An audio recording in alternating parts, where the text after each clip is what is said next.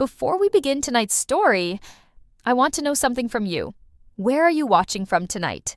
Tell me down in the comments, and if you enjoy dark, emotional stories like this one. Don't forget to like the video and subscribe to Dark Case Stories so you never miss what comes next. The night it happened, I was making tea.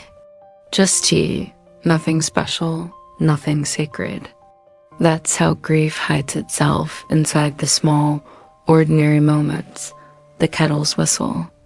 The spoon scraping the edge of a chipped mug. The sound of wind brushing the curtains. 10 years had passed since Lily disappeared, and I had learned to live with that hollow sound, the kind that fills every silence when you've buried too many prayers in it. The police called it a runaway. I called it a theft. Because that night, something had been stolen from me, not just my daughter, but the part of me that believed the world made sense. I had just switched off the kitchen light when the knocking began. 3 sharp knocks, then silence. Then one more, softer, uncertain, almost afraid. It was 11:23 p.m. No one visited me that late.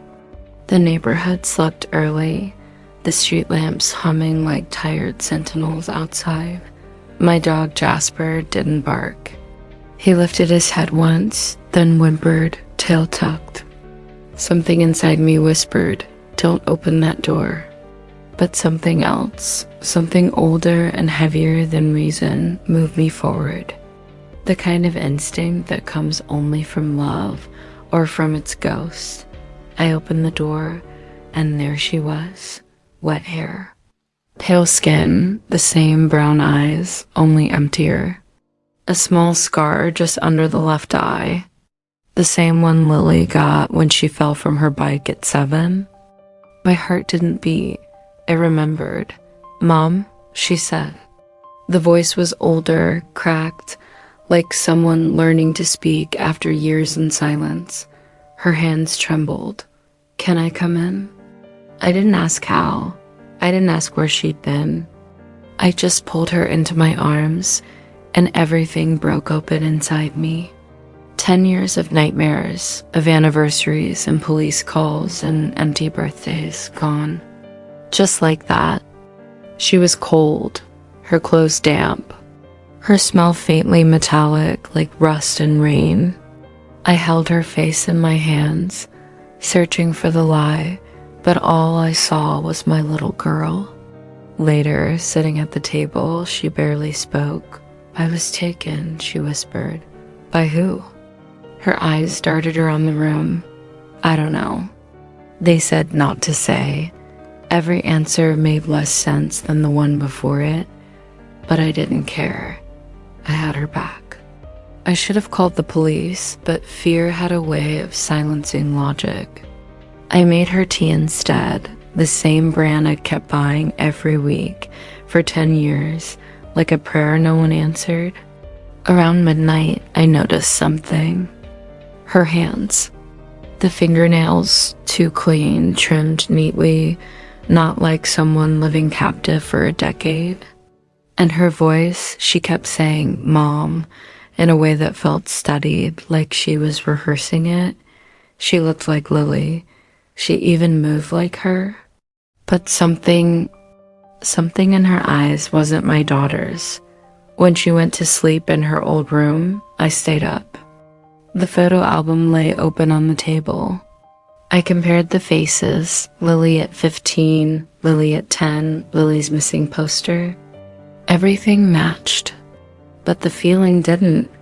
By morning, I called Detective Carter, the one who handled Lily's case back then.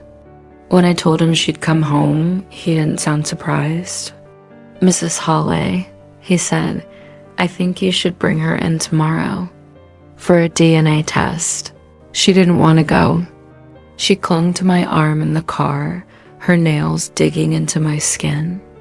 "They'll take me away again," she kept saying. "No one will take you, honey." At the station, they swabbed her cheek. She cried the whole time, not from fear, but from knowing.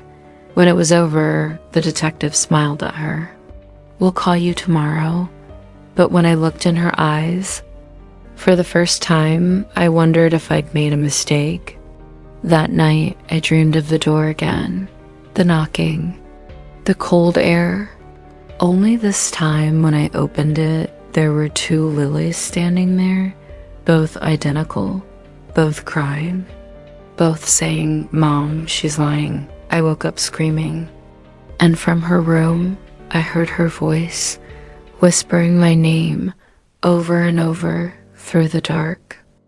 Morning crept in without permission. I hadn't slept. The house felt too quiet, like the silence itself was listening. Even the birds outside seemed uncertain whether to sing. From the kitchen, I heard the soft clinking of a spoon against porcelain. She was making breakfast like she used to, eggs, toast. Even the way she buttered it, corner to corner, was the same. I stood in the doorway, watching her. If I didn't know better, I would have believed everything again, that the last 10 years were just a dream, that my daughter had come home safe, that time could be rewound like a broken tape. But when she looked up at me, there it was again, that flicker, the one I couldn't name. "Morning, Mom," she smiled, a little too perfectly. I nodded. "Morning," my voice cracked. There was a small faded mark on her wrist, a circle of lighter skin, like she used to have from the bracelet her father gave her when she was 13. But when I asked, "Where's your bracelet?" she froze. "I lost it," she said after a beat too long. By noon, the call came. I knew before I answered. The number on the screen, the precinct. "Mrs. Halla," Detective Carter said. His voice was heavy, measured, like someone carrying bad news carefully down a staircase. The results came back. My stomach twisted. He paused for what felt like a lifetime. "She's not your biological daughter." I didn't say anything. I couldn't. He kept talking, something about probability percentages, chain of custody, how mistakes sometimes happen, but none of it mattered. All I heard was the quiet echo of "not your daughter." When I finally looked up, she was standing right in front of me, no expression, just watching. "You got the call?" she asked. "How did your lips trembled? You don't believe them, do you?" That night, I didn't eat, didn't move. She sat across from me at the table, her hands folded neatly, her gaze fixed on the window, though the blinds were drawn. Outside, thunder rolled somewhere far off. Inside, the air felt heavier with every minute. "I know you think I'm lying," she said finally, her voice soft, "but you have to believe me." I remember things only Lily would know. She listed them, memories no stranger could possibly invent, the secret names she gave the stray cat that died in winter, the lullaby I used to hum when she had nightmares, the fight we had the night before she vanished. Every word was true, every memory exact. So why did it still feel wrong? I decided to test her. "Do you remember the word?" I asked, her head tilted. "What word?" "The one we used when we wanted to tell each other something secret. The one we made up." She hesitated. "Firefly." My heart stopped, because that was the word. And yet, when she said it, it sounded practiced, like an actor reading lines. Around midnight, I woke to the sound of the piano. Lily's old piano, untouched for 10 years. She was sitting there playing the same lullaby from my memories, slow, off-key, but hauntingly familiar. Only she was humming too. And under her breath, the words didn't match. It wasn't English. It wasn't any language I knew. I stepped closer. "Lily?" She stopped playing, turned her head slowly toward me, and smiled, but her teeth looked wrong in the dim light. "I used to dream of this house," she whispered. Her tone was distant, like she wasn't talking to me at all. "I used to see you standing at the window calling my name. I wanted to come home, but they wouldn't let me." "Who wouldn't?" I asked. Her eyes flicked to the shadows behind me, and for a moment, I swear I saw movement there. She looked back at the piano, but I said if I told you, I'd forget who I was. Later, when I checked her room, she wasn't there. Her bed was cold, the window open. Then I saw her standing at the edge of the yard, staring up at the trees. "Lily." She didn't move, didn't even blink. When I reached her, she whispered, "Someone's watching us." I turned, but there was no one. Just the woods, thick and silent. The next morning, she acted as if nothing had happened. Breakfast again, same toast, same butter, same perfect smile. Only one thing was different. She was wearing the bracelet, the one she said she'd lost. I froze. "Where did you find that?" She looked down, surprised. "I don't remember, but I did. I'd buried it with Lily's belongings in a locked box in the attic. That evening, I went up there myself. The box was still there, but empty. Every photo, every toy, every memory I'd sealed away. Gone, and written on the inside of the lid in messy handwriting that looked too much like hers. "You shouldn't have tested me, Mom." That night, the knocking started again. Same pattern, 3 knocks, pause, then one more. Only this time, she was sitting right beside me on the couch. I looked at her. She looked back. "Don't open it," she whispered. I didn't open the door that night. Not because I wasn't curious. I was. God knows I was. But because something inside me, the same instinct that once told me to check on Lily when she had nightmares, now told me that whatever waited outside wasn't meant to be let in. The knocking stopped after the 4th hit. Then silence. And in that silence, I could hear my own heartbeat echoing like footsteps on hollow wood. When I looked at her, at the girl who said she was my daughter, she was staring at the door too, her face pale, her lips trembling. "Who was that?" I asked. Her answer was a whisper that sank under the hum of the house. "Me." The next morning, she acted like it never happened. Sunlight through the curtains, coffee brewing, birds outside, normal, too normal. She hummed while making breakfast, a tune that wasn't one I recognized, but something about the melody made my throat tighten, like I should have known it. "You slept fine?" I asked. She smiled. "Yeah, I think I'm getting used to being home again." I watched her pour orange juice. Her hands didn't shake. She looked calm, at peace. But when she lifted her glass, her sleeve slipped. The bracelet again, that same circle of silver. I didn't imagine burying it. I remembered the weight of the shovel, the dirt under my nails. So why was it here? That afternoon, I called Detective Carter again. He didn't sound surprised this time either. "Mrs. Hawley," he said, "are you sure she's not related in another way? Maybe a cousin, distant family?" "No," I said. "She's not anyone I know. But she knows everything about my daughter." Silence. Then, "I'd like to come by. Maybe talk to her myself." I hesitated. "She doesn't like strangers." He sighed. "I'm not a stranger to you, am I?" He wasn't. He was the one who told me they found Lily's backpack all those years ago by the riverbank, half buried in mud. When he arrived, the girl was sitting on the porch swing, barefoot, humming again. He approached carefully, hands in his coat pockets, the way you approach something fragile or dangerous. "Hi, Lily," he said softly. She looked up at him with a faint smile. You've gotten older. His face went pale.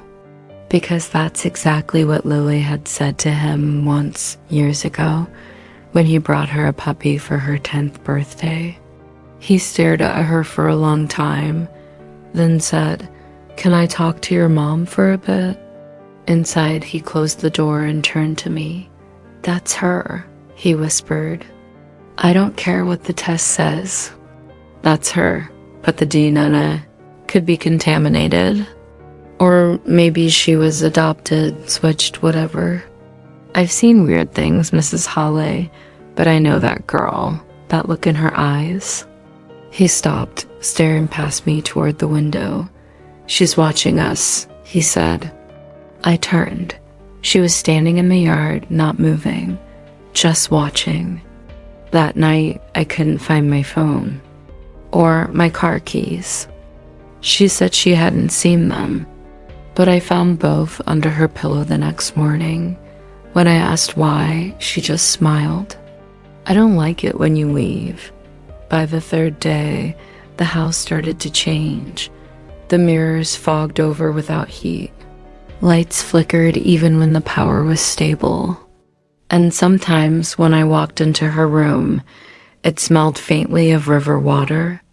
She kept writing things in a small notebook, words I couldn't see. When I asked, she said it was for school, but I'd burned all of Lily's old school books years ago. On the fourth day, Detective Carter called again. "Mrs. Hawley," he said, his voice tight. "I looked into something. You're not going to believe this." "What is it?" "The DNA sample we took from her, it matches another case." I gripped the phone tighter. "What case?" He hesitated. "A Jane Doe, found near the same river where Lily's backpack turned up. The body was decomposed, but the DNA was identical to her." My breath caught. "Are you saying my daughter's body was found?" "No, I'm saying the same DNA belongs to two different people." I didn't know what to say. I hung up, turned, and she was standing there again. In the hallway, quiet, still. "You were talking about me," she said. I opened my mouth, but no sound came out. Her face softened. "It's okay, Mom. I do the same." Then she smiled that perfect practice smile again. That night, I woke up to the sound of water, dripping, somewhere inside the house. I followed it, down the hall, past her room, and found it. The bathroom sink running. The mirror fogged. I reached to turn the faucet off, then saw something that made me step back. In the fogged glass, two handprints, small, like a child's, on the inside of the mirror, and written beneath them with a finger, "Let me out." When I turned, she was standing in the doorway. "Why did you write that?" I whispered, "I didn't." Then she smiled again. But this time, her eyes weren't brown.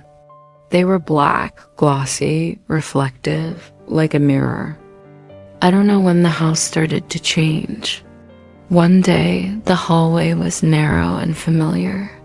The next, it stretched longer, darker, like a corridor inside my own skull. The wallpaper peeled in places I'd never seen. Doors appeared where none had existed. I told myself it was fatigue, stress, grief finally catching up after 10 years. But the reflection in the mirrors said otherwise. It began with small things. A hand moving slightly behind me when I turned around, a whisper just at the edge of hearing. I'd wake in the night to find her standing at the foot of my bed. Not Lily, not exactly. Her eyes too dark, her smile a fraction too wide, her hands too long, too precise. "Mom," she whispered, "do you remember me?" I wanted to scream. Instead, I nodded. I started keeping a journal, not to record events, but to check if my memory could still be trusted. Every entry contradicted the last. I wrote she had returned on a rainy night. Then I remembered sun. I wrote she never mentioned the river, then she did. I wrote her eyes were brown, then I remembered black. My own handwriting began to feel foreign. One evening, I sat in the living room, the notebook in my lap. The shadows stretched long across the floor, and I realized I could hear two voices. One was hers, soft but persistent, calling me Mom with genuine warmth. The other was harsher, mocking, repeating things I'd never said aloud. Why did you let her go? It hissed. You didn't protect her. You created her. I shook my head. The voices clashed in my skull. I wanted to close my ears, but they didn't stop. I confronted her the next morning. Why do you do this to me? I demanded. She tilted her head. A smile flickered. Do what? The voices. The memories, this. She touched the mirror. And in the reflection, I saw two of her. One pale and trembling, one dark and polished. They moved slightly out of sync, their mouths whispering different words. You see me, she said softly. But there's more than one of me now. I began obsessively checking every reflection. Bathroom mirror, kitchen window. Even the silver spoon in the drawer, each one held a fraction of truth, or a lie, or maybe both. I started speaking aloud to test it. Who are you? I asked the mirrors. Sometimes they didn't answer. Sometimes a small voice whispered, I am what you made me. And sometimes, just when I thought I understood, I would see a handprint appear on the glass, small, perfect, wet, like a child's. Even though no one was there, then came the dreams. I was back at the river where Lily's backpack had been found. Only the water was black. The trees twisted, reaching for me, and she stood across the riverbank, two of her mirroring each other. One smiled, one wept. You brought me back, the smiling one said. You destroyed me, the crying one said. I tried to reach them, but the river widened, and the bank disappeared beneath my feet. I woke screaming, drenched in sweat, my pillow soaked. Days passed, or maybe weeks. Time didn't follow me. She stayed in the house. Lily? Not Lily? Both? Neither? She played, ate, walked like a normal girl, but I knew she wasn't normal. One afternoon, I found a small notebook under my bed. It wasn't hers. Or maybe it was, but the handwriting wasn't consistent. It said simply, I am inside you now. Do you see? I dropped it. I shook. I looked at her. She smiled. Black eyes, brown eyes, both. At night, the knocking started again. 3 knocks. Pause. 1 more. I didn't answer. I stayed in my room. She slept or pretended to. I could still hear it. The knocking, the whispers, the 2 voices. And as I lay in the dark, I realized I was no longer the mother. I was the house. I was the mirror. I was the memory. And maybe, just maybe, I had never been human at all. I don't know when the house started to change. One day, the hallway was narrow and familiar. The next, it stretched longer, darker, like a corridor inside my own skull.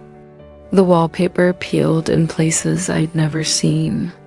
Doors appeared where none had existed. I told myself it was fatigue, stress, grief finally catching up after 10 years. But the reflection in the mirrors said otherwise. It began with small things. A hand moving slightly behind me when I turned around.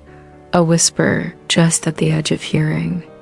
I'd wake in the night to find her standing at the foot of my bed. Not Lily, not exactly. Her eyes too dark, her smile a fraction too wide. Her hands too long, too precise. "Mom," she whispered, "do you remember me?" I wanted to scream. Instead, I nodded. I started keeping a journal. Not to record events, but to check if my memory could still be trusted. Every entry contradicted the last. I wrote she had returned on a rainy night. Then I remembered sun. I wrote she never mentioned the river. Then she did. I wrote her eyes were brown. Then I remembered black. My own handwriting began to feel foreign. One evening, I sat in the living room, the notebook in my lap. The shadows stretched long across the floor, and I realized I could hear two voices. One was hers, soft, persistent, calling me Mom with genuine warmth. The other was harsher, mocking, repeating things I'd never said aloud. "Why did you let her go?" It hissed. "You didn't protect her. You created her." I shook my head. The voices clashed in my skull. I wanted to close my ears, but they didn't stop. I confronted her the next morning. "Why do you do this to me?" I demanded. She tilted her head. A smile flickered. "Do what?" "The voices, the memories, this." She touched the mirror, and in the reflection, I saw two of her, one pale and trembling, one dark and polished. They moved slightly out of sync, their mouths whispering different words. "You see me," she said softly, "but there's more than one of me now." I began obsessively checking every reflection, bathroom mirror, kitchen window, even the silver spoon in the drawer. Each one held a fraction of truth, or a lie, or maybe both. I started speaking aloud to test it. "Who are you?" I asked the mirrors. Sometimes they didn't answer. Sometimes a small voice whispered, "I am what you made me." And sometimes, just when I thought I understood, I would see a handprint appear on the glass, small, perfect, wet, like a child's. Even though no one was there, then came the dreams. I was back at the river where Lily's backpack had been found. Only the water was black, the trees twisted, reaching for me, and she stood across the riverbank, two of her mirroring each other. One smiled, one wept. "You brought me back," the smiling one said. "You destroyed me," the crying one said. I tried to reach them, but the river widened, and the bank disappeared beneath my feet. I woke screaming, drenched in sweat, my pillow soaked. Days passed, or maybe weeks. Time didn't follow me. She stayed in the house. Lily, not Lily, both, neither. She played, ate, walked like a normal girl, but I knew she wasn't normal. One afternoon, I found a small notebook under my bed. It wasn't hers. Or maybe it was, but the handwriting wasn't consistent. It said simply, "I am inside you now. Do you see?" I dropped it. I shook. I looked at her. She smiled, black eyes. Brown eyes, both. At night, the knocking started again. 3 knocks. Pause. 1 more. I didn't answer. I stayed in my room. She slept or pretended to. I could still hear it. The knocking, the whispers, the 2 voices. And as I lay in the dark, I realized I was no longer the mother. I was the house. I was the mirror. I was the memory. And maybe, just maybe, I had never been human at all. The house was no longer mine. I walked through the rooms, and each step seemed unfamiliar, like a path in someone else's memory. Her presence, or theirs, had altered the air. I started finding things that shouldn't exist. A bracelet in the kitchen drawer, the same silver circle I thought I'd buried years ago. A small notebook in my purse, filled with handwriting I didn't recognize, yet the words were intimately familiar. Photos on the wall, shifting when I wasn't looking. One moment, Lily at 10. The next, a stranger standing in the same pose. I tried to document it all. Camera, phone, notebook. But each recording played back wrong. I filmed her on the couch, humming softly. Later, when I watched the video, her eyes were black, unblinking, staring straight through the lens. The sound of her voice was layered, my daughter's in another, deeper, echoing, whispering. I began testing reality. I left objects in one room, a pen, a bracelet, a photo. Within minutes, they were gone or moved. I followed the faint sound of water in the hall. No taps running, no leaks. The bathroom mirror fogged, though the air was cold and dry, and there, traced in the condensation, look closer. I am still here. That night, I dreamt she was standing in the river again. This time, she wasn't alone. Another version of her, smaller, younger, pale as moonlight, floated beside her, holding out hands I had once held. "You created me," the taller one said. "No," the smaller one whispered. She forgot me. I couldn't wake. I couldn't scream. I couldn't tell which Lily was real, or if either was. By morning, I had begun to see it in the daylight. A shadow stretching across the hall, moving independently of her steps. Faint whispers from the walls, murmuring, "She is not gone, she is everywhere." I confronted her in the living room. "You're not real," I said. Her eyes, brown, then black, reflected nothing and everything at once. "Real?" she asked softly. I've been here the whole time.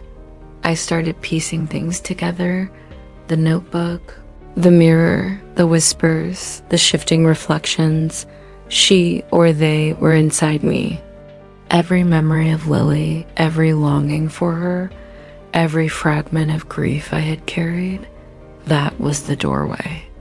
The door that knocked, the door I never opened, and yet she or they were already inside. I began to hallucinate more vividly. One moment, I was in my living room. The next, I was standing at the riverbank, feeling mud squish beneath my bare feet. Two lilies stared at me across the water. One waved. The other shook her head in warning. I blinked, and I was back in the hallway. Objects moved again. The bracelet appeared on the staircase railing. The notebook lay open on the kitchen table. The photographs stared. The mirrors fogged, revealing small handprints that weren't mine. I tried to call Detective Carter, but my phone showed only static. That night, I couldn't sleep. She was sitting at the edge of my bed, humming the same strange lullaby. I watched her hands, delicate, perfect, impossibly small for someone her age. "You're trying to prove something?" I whispered. "I'm trying to be seen," she said. And then, "Look in the mirror." I froze. I hadn't wanted to. I hadn't wanted to face it, but I did. And there I saw, not just her reflection, not just mine, 1,000 tiny versions of her, all layered over one another, whispering my name. Every version smiling, crying, accusing, begging. I screamed. The next morning, Detective Carter arrived. "I got a call from your neighbor," he said. They heard shouting, crying. "Something about your daughter being everywhere." And I looked at him, unsure if I could speak. "She's inside me," I finally whispered. "Or I'm inside her." "I don't know anymore." He frowned, but the unease in his eyes matched my own. "Mrs. Holloway, we need to get her to a safe place," he said. "Or maybe you need to leave the house for a while." I nodded, though I wasn't sure if leaving would help. Because the knocking, the whispers, the reflections, I felt them everywhere. Even outside the house, I knew. Even in the daylight, I could feel her presence. And I realized there is no outside. She or they were everywhere I had ever grieved. Every memory I had tried to hold on to. Every part of me. I woke to the sound of my own voice, screaming. Or maybe it wasn't my voice, it was hers, it was both of us. The hallway was wrong. The walls stretched impossibly high. The floorboards groaned like they carried more weight than they could bear. I tried to leave the house, I tried to escape, but every door I opened led back inside. Every window showed me the same yard I had always known, except it wasn't. The trees leaned closer. The river in the distance wasn't flowing. It was still black, silent. I caught glimpses of her or them everywhere. In the mirror, smiling. In the reflection of the polished floor, crying. On the ceiling, crawling. Everywhere I looked, I saw fragments of Lily, or what I thought I remembered as Lily. I stumbled into the living room. The couch was empty. The photograph shifted. The piano keys pressed down themselves, producing a faint, haunting melody. And then I heard it, a whispering chorus. Mom, you did this. You made me. You left me. You lost me. You are me. I collapsed on the floor.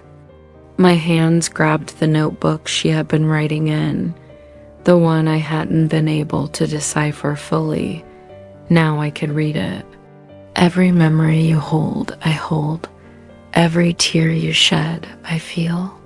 Every wish you make, I exist to fulfill it or destroy it. I am your grief, your guilt, your daughter, your shadow. I wanted to scream, but no sound came out. I wanted to run, but the house had become a cage. I wanted to wake, but sleep refused to release me. Days, or maybe hours, blurred together. I began seeing her in places she shouldn't be. In the kitchen, standing behind the refrigerator, smiling. In the attic, sitting among old toys, whispering names I hadn't spoken for years. In the bathroom, reflected in the mirror even when I was elsewhere. Each time, she said the same thing. I'm still here, you can't forget me. You can't lose me again. I stopped distinguishing past from present. I remembered Lily at 10 laughing in the yard. I remembered the missing posters. I remembered her backpack by the river. I remembered holding her cold hands in my nightmares. And I saw them all in the living room, versions of her layered atop each other. Some smiling, some weeping, some accusing. I realized she wasn't just in the house, she was inside me. And I was inside her. I tried to confront her, the one in the mirror, the one on the floor, the one standing silently in the hallway. Who are you? I shouted. She tilted her head. Her smile widened. I am every moment you remembered, every sorrow you buried, every love you lost. I am Lily. I am you. I am everything you feared. That night, I could no longer tell if the knocking came from the door or from my own chest. I lay in bed, trembling. She was beside me. She was behind me. She was in the walls. I whispered into the darkness, "Please, just be real." And a voice answered, "I am, but so were all the others." And you were next. I realized I could no longer trust my own mind. Every thought was a lie, every memory a trap, every reflection a warning. I was spiraling into grief, into guilt, into something far darker, into her. And I knew without doubt I may never come back. I don't know what made me decide to leave. Maybe it was the way the mirrors began breathing at night, fogging from the inside out. Maybe it was the knock that came from under the floor instead of at the door. Or maybe I just needed to believe there was still a world outside the one that had swallowed me whole. Either way, I packed a small bag, clothes, keys, the photograph of Lily that used to bring comfort and now only brought confusion. She didn't try to stop me. She just watched from the hallway, her head tilted, her expression unreadable. "Where are you going, Mom?" "I need air," I said. "You won't find it out there?" I didn't answer. I walked out the front door. And for the first time in weeks, I felt sunlight. It hit my face like something foreign, artificial. The street looked the same. Trimmed lawns, quiet houses, that endless American suburb calm, but it smelled different. Like wet wood and iron. The neighbors' windows were dark. No cars, no sound. The world had paused. I walked faster. The end of the street where the trees began shimmered like heat on asphalt. When I reached it, the road bent into itself. No matter which direction I turned, I ended up back in front of my house. The second time it happened, I told myself I'd taken a wrong turn. The third, I began to cry. The fourth, I stopped pretending I'd ever left. When I turned back, she was standing in the middle of the road, barefoot, still in her nightgown. "I told you," she said softly. "There's nothing out there for you anymore." Her voice echoed, though the air was dead still. "You're lying," I said. You're a hallucination," she smiled. Then stopped talking to me. I tried to move past her, but she stepped aside only when I turned away. Like my shadow, she followed. Always there, always just close enough to breathe on the back of my neck. By the time I reached the house again, it looked different. The paint had peeled. The door hung open. The lights flickered like weak stars. The air was colder inside than out. And as soon as I stepped in, I realized something else. Every mirror was gone. The walls were bare. No reflections, no handprints. Just empty white plaster, cracked where the glass used to be. At first, I felt relief. Then dread, because if the mirrors were gone, where were they? I turned slowly. She stood at the end of the hall, holding something behind her back. "Where did they go?" I whispered. She smiled. "Inside." I didn't understand until she took a step forward and held out her hand. And there, glinting in her palm, were shards of broken glass. Small, sharp, wet with something dark. "Do you want to see?" she asked. I stumbled backward. The pieces trembled in her hand. Each shard reflected not her, not me, but moments. Fragments of scenes, me at the riverbank, digging, Lily's backpack half buried, a reflection of a woman crying that wasn't me, and yet it was. I saw everything I tried to forget, and the shards whispered, hundreds of small voices layered over each other. "You left her. You buried her. You made her." I screamed, and they fell to the floor. The next moment, I was outside again. The wind howled, the trees bent, my bag was gone, the photograph gone. I turned, and the house loomed behind me, darker than before, almost breathing. The door opened on its own, and I heard her voice again from inside. "You can't leave. You already tried." I looked down and saw my footprints, dozens of them, circling the same path from house to street to house again. Each one older, fainter, layered, like I had done this before dozens of times. Maybe hundreds. By the time I stepped back inside, the hallway was new again. Mirrors restored, reflections smiling. And she was standing in the living room, humming softly, holding a photo I didn't recognize. Me, standing behind her, smiling at something off camera, only I had no memory of when it was taken. "I told you, Mom," she said gently. "There's no escape from what's inside you." Her reflection in the mirror smiled wider than her real face. And for the first time, I couldn't tell which version of her was real, or which one of me she was smiling at. I woke up to birdsong. For a moment, I thought it was over. The nightmares, the voices, the endless loop of the house, all of it. The light pouring through the curtains was real, warm, and golden. I was in a hospital bed, my arm hooked to and fro. When I moved, pain shot through my side, sharp and clean. Machines beeped. A nurse smiled when she saw me stir. "You're lucky," she said softly. "You've been missing for a long time." Missing. The word sank in like a nail. "How long?" 10 years. Her voice was kind, careful, the way people speak to someone they think is fragile. "You were found near the old lake house," she said. "They said you must have gotten lost after the fire." Fire. The word hit me like static. I tried to remember the house, the smoke, the screaming, but the images blurred together, half dream, half memory. "Is she okay?" I asked. "My daughter Lily, did she?" The nurse's smile faltered. She checked the clipboard as if expecting an instruction.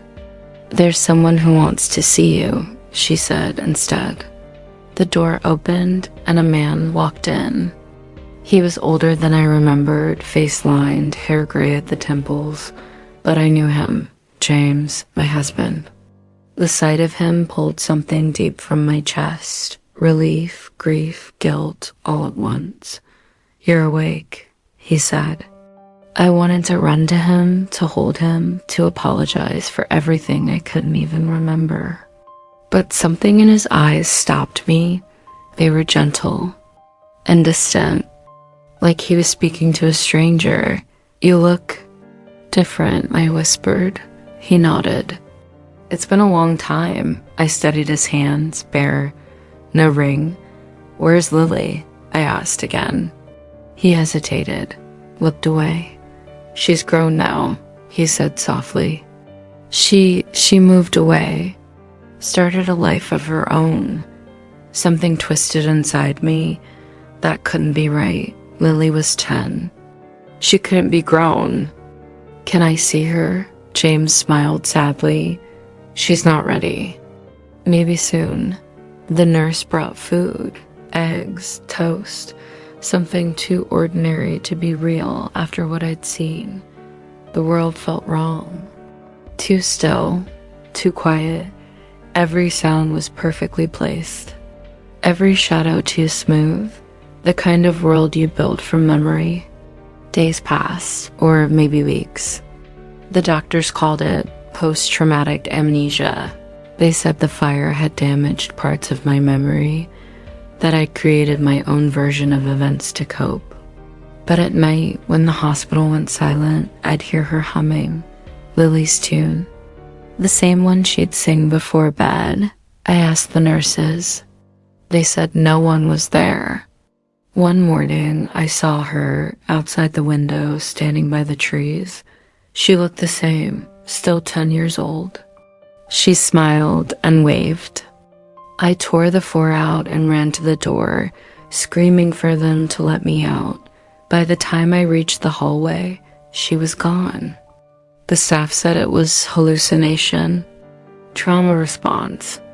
But when I looked down, my bare feet were covered in dirt and pine needles. They discharged me a week later.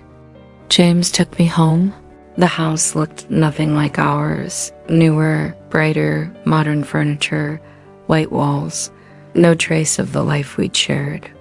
He told me we'd sold the old one after the fire, but every time I closed my eyes, I could still see the old wallpaper, smell the smoke. Sometimes I'd wake up at night and swear I could hear the old front door creaking open. The first night back, I found a note in my drawer. Don't believe him. No signature. I showed it to James the next morning. He said it must have been an old scrap left behind, but the paper was new, fresh, and the handwriting was mine. I started to notice other things. The photos in the hallway, all new, all too perfect. Smiles that didn't reach the eyes. Moments that looked posed. And one photo tucked in the corner that made my heart stop. James, Lily, and me. Only the woman beside them wasn't me. She looked like me, but not quite. Eyes too light. Hair shorter, smile wider. When I confronted James, he sighed. You're confused again. It's the medication. But his voice trembled. That night, I waited for him to fall asleep, then searched the house, drawers, closets, files. I found the DNA test results in the back of his desk. Mother, excluded. Sample, Lily Parker. The paper shook in my hands. Tears blurred the words. Then from the hallway, I heard a whisper. Told you so. I turned. I told you, Mom, she whispered. You're not who you think you are. Her face flickered. Old, young, burned, perfect, like static. I dropped the paper. Stop, I whispered. Stop, but she only tilted her head. You think you left the house, she said softly. You never did. The room began to darken. The lights buzzed. The air folded in on itself. And in that collapsing silence, I realized the hospital, the town, the new house, they weren't real. They were rooms inside the same house. And I'd never left its walls. When I woke again, the mirror across from my bed was cracked. Hairline fractures spread across its surface like veins, branching outward from the center, as if something had been trying to break through from the other side. I don't remember hanging it there. I don't remember sleeping in this room. The wallpaper was familiar, faded blue, with small silver flowers, the same pattern from the old house. I sat up slowly. My reflection moved a second too late. For days, I'd been trying to believe in the world outside, in hospitals, and James, and time passing. But now I wasn't sure there was any outside left. The air felt thicker here. Every sound echoed, my breath, my heartbeat, the soft shifting of the house around me. Like the walls were listening. That morning, I found another note, tucked beneath the mirror frame. You're not her. No handwriting I recognized this time. The letters were sharp, almost carved into the paper. I read it over and over, trying to decide what it meant. Not her who, not the mother, not the woman James married, not myself. I went looking for proof. Old photographs, IDs, anything that could tell me who I was. The drawers were empty except for a single folder labeled Incident File minus 2014. My hands shook as I opened it. Inside were newspaper clippings, photos, police reports. The headline read, Local mother found dead in apparent suicide after daughter's disappearance. The woman's picture was mine. The same face, the same eyes. But under her photo, the name said Margaret Parker. That wasn't my name, was it? My name was... I froze. The thought slipped away before I could grasp it. Margaret? Or was it Mary? No. Maybe it was. The mirror flickered. For just a second, the woman in it wasn't me. She was older. Her eyes were hollow. Her mouth half open, whispering something I couldn't hear. I stepped closer. The reflection didn't move. Who are you? I whispered. She tilted her head, then smiled, a slow, deliberate smile that stretched too far. Her lips formed the words, silent behind the glass. You took my place. I stumbled back. The room seemed to tilt. The floor pulsed like a heartbeat beneath my feet.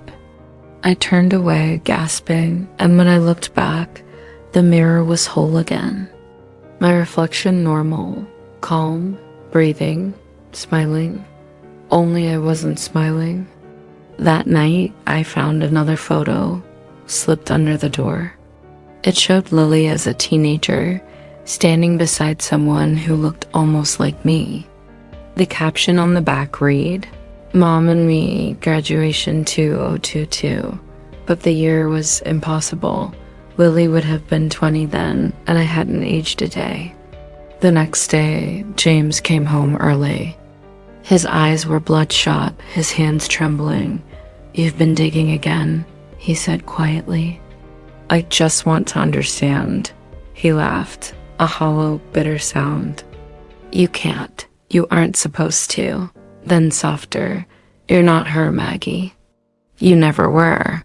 The name cut through me. Maggie. He'd never called me that before. I opened my mouth to speak, but before I could, he stepped closer, so close I could see my reflection in his pupils. "You were supposed to help her rest," he whispered. "But you wouldn't let go," and then he left. Just like that. No explanation, no look back. That night, the house came alive. The mirrors buzzed like electrical wires. The lights flickered, and from every surface, her voice began to seep through, whispering, weeping, laughing. "You took my face. You took my life. You wanted her to love you more." I covered my ears, but the sound wasn't coming from outside. It was inside my head. The largest mirror in the hallway began to shimmer. The cracks widened, light bleeding through the fractures like veins of silver. I felt pulled toward it, as if gravity itself were centered there. I raised my hand, pressed my fingertips to the glass. It was warm, and then it rippled. On the other side, I saw myself, but not quite. Her eyes were wrong. Her hands pale, trembling. She looked desperate. She mouthed something I couldn't hear, pressing her palms to the same spot. And then, for the briefest second, the glass gave way, our fingers touched. When I woke, I was lying on the other side. The house was identical, but reversed, every detail mirrored. I looked around, panicked, heart racing, until I saw her standing in the doorway. The other me, calm, smiling. "Welcome back," she said. And then, turning toward the hall, "Lily, she's ready." I heard footsteps, small, familiar. A child's laughter echoed through the mirrored halls. And when I turned to run, every door led to another reflection, another version of myself, screaming, begging, shattering. Each voice whispered the same thing. "You never left the house." The mirrors had stopped whispering. Now they only watched. Every time I walked past one, I saw movement, a flicker, a breath, a shift that didn't belong to me. The house had gone silent too. Even the air felt like it was waiting for something. Somewhere deep down, I knew what that something was. And I knew it had been waiting a long time. The other me hadn't left. She moved through the reflections like water, always just behind the glass. Eyes half open, mouth forming words I didn't dare to hear. Sometimes I caught glimpses of Lily beside her, still 10 years old, still smiling that wrong smile. Every time I reached for her, she'd tilt her head and whisper, "Mom, why did you make me choose?" I never knew what she meant. Until tonight.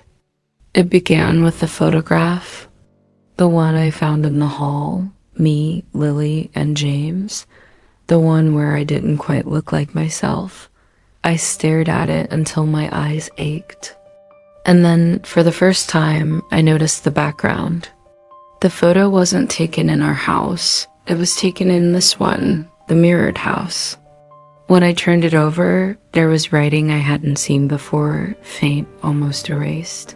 For Margaret, so she'll never be alone again. The handwriting was James's, but what did it mean? Never alone again.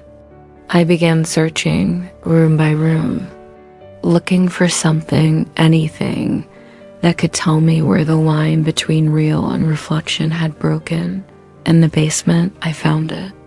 The air was damp, heavy with mold. A single bulb flickered from the ceiling, barely lighting the small room. In the corner stood a covered object, tall, human-shaped. I pulled the sheet away. It was a mirror. Old, cracked, with its surface dim and uneven like it had soaked up too many years. I stared into it. For a long time, nothing happened. Then the surface began to move, like breath fogging up glass. Through the haze, I saw her, the other me. Her eyes were wide, wet with tears. Her voice came through the cracks, fragile and trembling. "You weren't supposed to wake up." I stepped closer. "Who are you?" "I was her," she said. "Until you took her from me." Her fingers brushed the glass from the other side, leaving smudges that looked like bruises. "You wanted her back so badly," she whispered. "You made me real. But you didn't stop there, did you?" I shook my head. "I don't understand." The glass rippled again, and this time I saw everything. The fire, the night I thought I'd lost Lily, the riverbank, the digging, the screaming. But I hadn't been alone. Another woman was there, one who looked just like me, holding Lily's hand, pulling her away. I screamed, "That's not me." "It was," she said. "It still is." The memories began to pour in. The night of the argument. Lily crying, James shouting, the glass breaking, and then me pushing her, the scream. The fall, the silence. I ran, I dug, I buried, but the earth didn't take her, because grief had already built her a new body inside me. "You kept hearing her," the reflection said softly. "So you opened the door, you let her in. And when you looked in the mirror that night, it wasn't you anymore." I fell to my knees. "I didn't mean to," I whispered. "I just wanted her back." "You got what you wanted," she said. "But you forgot everything that comes back has to take something with it." The house began to shake. Glass cracked, light flickered, walls pulsed like veins. The reflection leaned closer. "You were never her mother, Margaret," she whispered. "You were her memory," I screamed as the mirror exploded, shards slicing the air. The world went white. When I woke, the air was still. I was standing outside, barefoot in the morning dew. The house behind me was gone. Just an empty field now. In the distance, I saw a woman walking with a young girl, hand in hand. They looked happy, whole. The girl turned and waved, Willie, and the woman, she had my face. I called out, but no sound came. They didn't see me. They kept walking, fading into the morning light. I looked down. There was no shadow beneath me, just the faint shimmer of reflection like glass under my feet. And somewhere from deep beneath the surface, I heard her voice, soft, loving, final. "You can rest now, Maggie." The world was quiet again. No whispers, no mirrors. Just the soft hum of morning, the kind of silence that feels like forgiveness. I don't know how long I've been walking. There's no road, no time, only light, soft and endless. Sometimes I hear birds. Sometimes faintly, a voice that sounds like mine, far away, calling a name that doesn't answer anymore. Lily. I think I remember who I was now. Or maybe it's better to say I remember who I thought I was. Margaret Parker, mother, wife. A woman who loved her daughter too much to let her go. But love, I've learned, can rot. It can twist. It can make monsters out of memory. I reach a lake. The same one where everything ended or began. The water is still, smooth as glass. When I kneel beside it, I see my reflection clearly for the first time. She looks tired, not frightened, not angry, just tired. And when she smiles, I realize I've seen that smile before, on Lily's face, the day she learned to ride her bike. A smile that meant it's okay to let go. The surface ripples. And suddenly she's there, Lily, older now. Maybe 17, maybe 20. She looks at me with the same sad kindness that's been haunting me for years. You found me, she says softly. I never stopped looking, I whisper.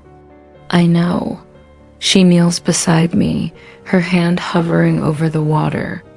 I waited for you, Mom, but you were never supposed to follow.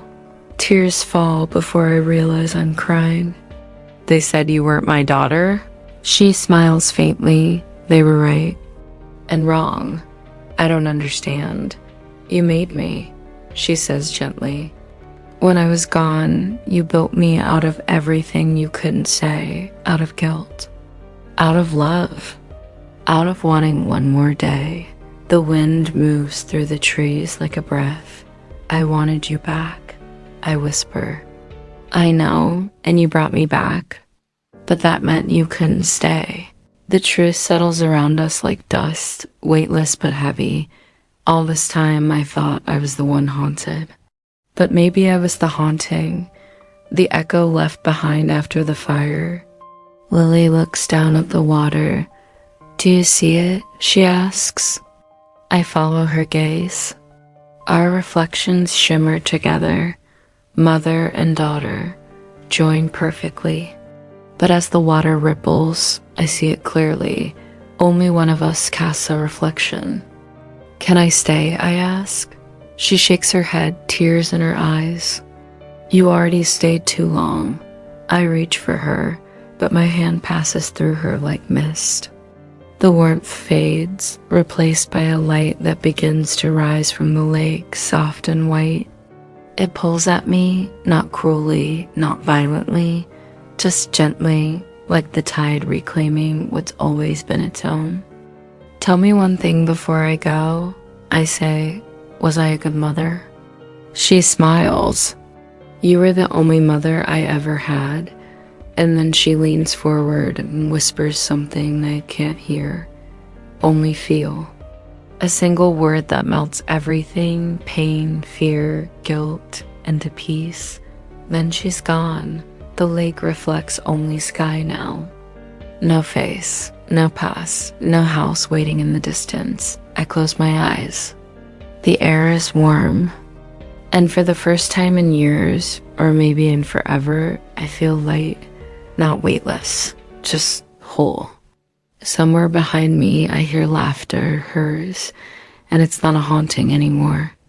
It's memory, it's love. When the wind moves, the lake still ripples.